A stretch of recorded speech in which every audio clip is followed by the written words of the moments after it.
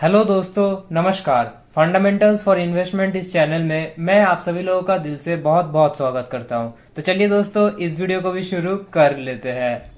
तो चलिए दोस्तों, देख लेते हैं कि आज के दिन हमारा निफ्टी 50 कैसे परफॉर्म किया। तो फिलहाल तो आप लोग देख पाओगे कि नियर अबाउट ओपन हुआ 24,630 के आसपास।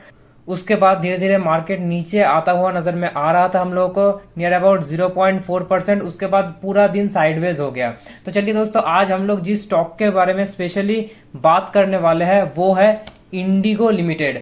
अभी हम सभी को पता है कि इंडिगो लिमिटेड जेट एयरवेज इस सेक्टर में काम करती है। फिलहाल आज की अगर हम बात करेंगे तो नियर अबाउट 1.47% की गिरावट नजर में आ रहा है। एक महीने में 1.55% की डिस्काउंट नजर में आ रहा है। 6 महीने की बात करूं तो नियर अबाउट 37% का रिटर्न दिया है।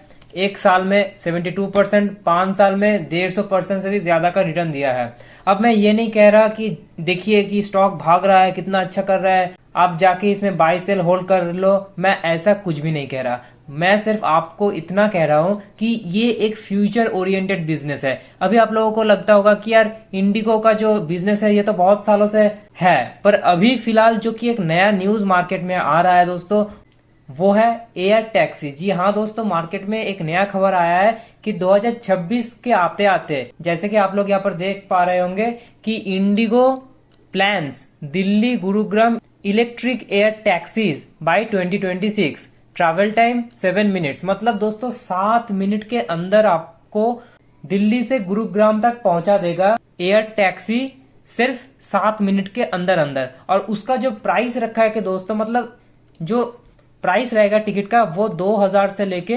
3,000 तक इसका प्राइस फिलहाल तो सामने आया है। अब दोस्तों, कहने वाली बात यह है कि जो एरोप्लेन इंडस्ट्री है उसमें सबसे बड़ा दबदबा इंडिगो लिमिटेड का ही है। और उसके साथ साथ हम लोग ये कह सकते हैं कि अगर इंडिगो लिमिटेड अपना प्राइवेट एयर टैक्सी लॉन्च करती है तो वो एक बहुत बड़ा इनोवेशन या फिर फ्यूचर ओरिएंटेड बिजनेस हम लोग कह सकते हैं कि बन सकता है करके। अब ये आप लोग देख सकते हो कि स्टॉक प्राइस कितना बड़ा उछाल दिखा है जब से न्यूज आया है। फिलहाल तो न्यूज तो कम समय में आया है, पर आप लोग देख सकते हो कि मार्केट में एक ही इकलौता कंपनी है एरोप्लेन सेक्टर में जो कि ठीक ठाक year on year basis, quarter on quarter basis profit दिखाता है। और कोई भी इस सेक्टर में ऐसा स्टॉक नहीं है जो कि अच्छा परफॉर्म करता है। तो चलिए देख लेते हैं कि इंडिगो का अभी तक का जो परफॉर्मेंस है वो कैसा रहा। कौन सी चीज है जिसके चलते सिर्फ इंडिगो ही अपने सेक्टर में प्रॉफिट कमा पा रहा है और दूसरे जितने भी कंपनियां हैं वो उतना अच्छा परफॉर्म नहीं कर पा रहा कंपेयर टू इंडिगो। तो चलिए देख लेते हैं इंडिगो की बैलेंस शीट। तो जैसे कि दोस्तों आप लोग यहाँ पर देख पा रहे होंगे कि मैंने इंटरग्लोब एविएशन लिमिटेड का बैलेंस शीट ओपन कर लिया है। तो अगर मैं रिजर्व एंड सरप्लस की बात करूं दोस्तों, तो यहाँ पर आप लोग देख पा रहे होंगे कि नियर अबाउट 1,500 करोड़ की रिजर्व एंड सरप्लस नजर में आ रहा है। जो मैं 2023 की बात करूं वो नियर अबाउट माइनस में दिख रहा है आप लोगों को कि -6,742, उसके पहले भी -6,474। और 23-24 की बात करें दोस्तों तो यहाँ पर पॉजिटिव में 1,500 करोड़ का रिजर्व एंड सरप्लस नजर में आ रहा है। अगर मैं लॉन्ग टर्म बोरोइंग्स की बात करूं दोस्तों तो यहाँ पर आप लोग देख पाओगे कि नियर अबाउट 0 नजर में आ रहा है। मैं हाईलाइट कर देता हूं, पहले भी 0 ही था, उसके बाद 2023 में भी 0 ही था। उसके पहले आप लोग देख पाओगे कि नियर अबाउट 416 करोड़ का बोरोइंग्स था, उसके पहले 380 करोड़ का बोरोइंग्स था। वो धीरे धीरे करके आप लोग देख पा रहे होंगे कि 0 होता हुआ नजर में आ रहा है, जो कि कंपनी के लिए एक पॉजिटिव साइन है। मतलब आप अपना कर्जा कम कर रहे हो, ठीक है ना। वो बिजनेस के लिए भी अच्छा है, ग्रोथ के लिए भी अच्छा है किसी भी बिजनेस में। तो चलिए देख लेते हैं शॉर्ट टर्म बोरोइंग्स कितना है दोस्तों। तो यहाँ पर आप लोग देख पा रहे होंगे कि नियर अबाउट 1,891 करोड़ का शॉर्ट टर्म बोरोइंग्स। अब शॉर्ट टर्म बोरोइंग्स में अभी आप लोगों को हमेशा कह चुका हूं कि शॉर्ट टर्म बोरोइंग्स को ज्यादा देखने की बात नहीं है। वो एक साल अंदर अंदर सेटलमेंट हो जाता है उसका, मतलब एक साल के लिए ही उसका वैलिडिटी रहता है, उसके अंदर उसको सेटल करना ही पड़ेगा, ठीक है ना। तो चलिए देख लेते हैं कि कैश एंड कैश इक्विवेलेंट कितना नजर में आ रहा है।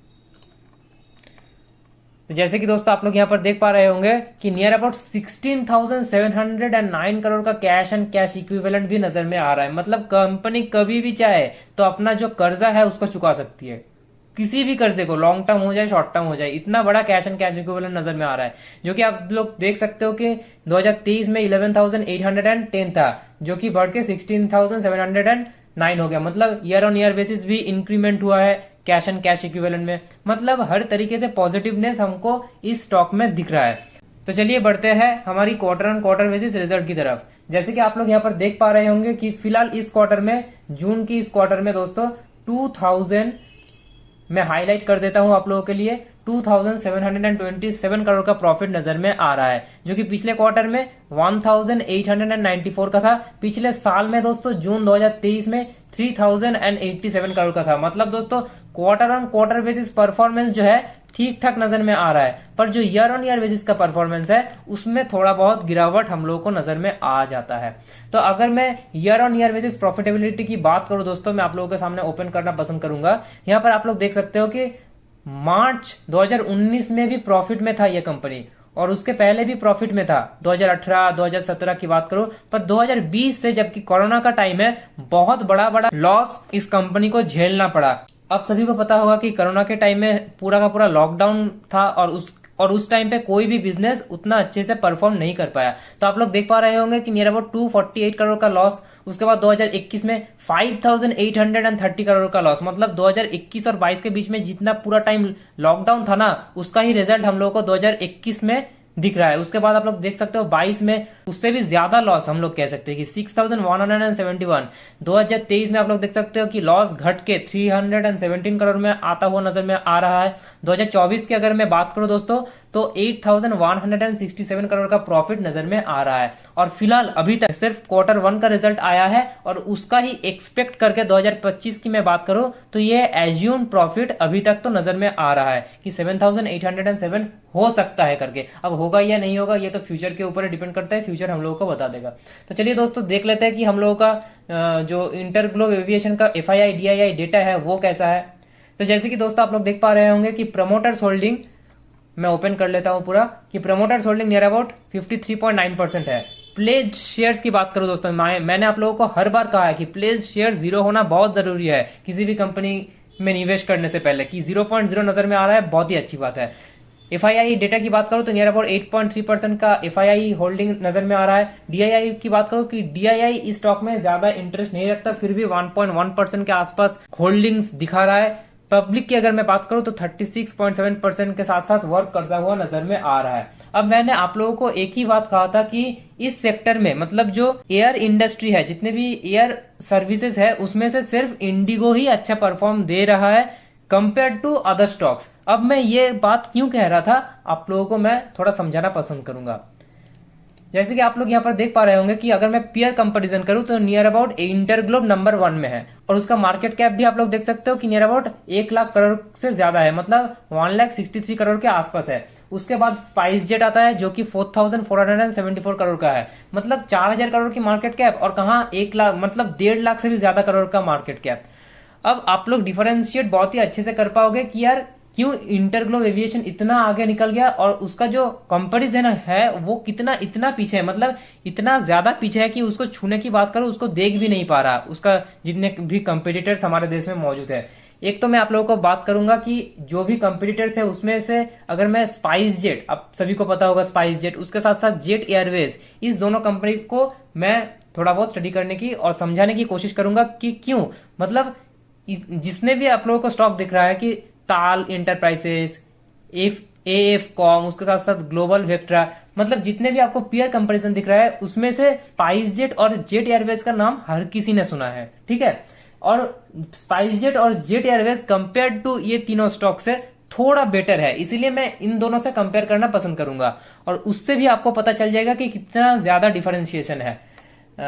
अगर मैं सिर्फ स्पाइस जेट की बैलेंस शीट की बात करूं तो यहाँ पर आप लोग देख पाओगे कि रिजर्व एंड सरप्लस को देखो दोस्तों, माइनस में है। और ऐसा नहीं कि, मतलब पिछले साल की देख सकते हो कि नियर अबाउट 3,839 करोड़ का, अभी भी माइनस में 3,369 करोड़ का नजर में आ रहा है। 2022 की बात करूं तो 4,890 करोड़ का मतलब नेगेटिव में दिखा रहा है रिजर्व एंड सरप्लस, पॉजिटिव तो छोड़िए। उसके साथ साथ अगर मैं बोरोइंग्स की बात करूं तो यहाँ पर आप लोग देख पा रहे होंगे कि year on year basis increase कर रहा है बोरोइंग्स। मतलब जो भी कंपनी पैसा कमाती है ठीक है, प्रॉफिट करती है, उसका तो बोरोइंग्स धीरे धीरे कम होगा ना, पर इसमें उल्टा हो रहा है, मतलब ये कंपनी प्रॉफिट नहीं कर रही। ठीक है, अभी आप लोग देख पाओगे कि 2022 में 300 करोड़ के आसपास था, 2023 में 400 मतलब 450 करोड़ के आसपास था, और फिलहाल तो 90 करोड़ के आसपास लॉन्ग टर्म बोरोइंग्स पहुंच गया।